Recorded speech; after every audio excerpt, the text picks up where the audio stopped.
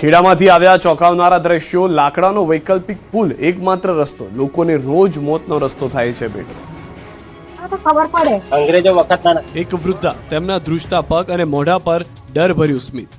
દ્રશ્યો જોઈને પ્રશ્ન થશે કે કેમ આ વૃદ્ધા વૃક્ષ પર ચડી ગયા છે, પરંતુ જ્યારે હકીકત જાણશો તો ચોંકી જશો. આ વૃદ્ધા વૃક્ષ પર નહીં પરંતુ પુલ પર ચાલી રહ્યા છે. હા, સ્થાનિકોએ અહીંથી પસાર થતી નહેર પર બનાવેલો આ વૈકલ્પિક પુલ છે. દ્રશ્યો ખેડા જિલ્લાના મીઠાના મુવાડા ગામના છે.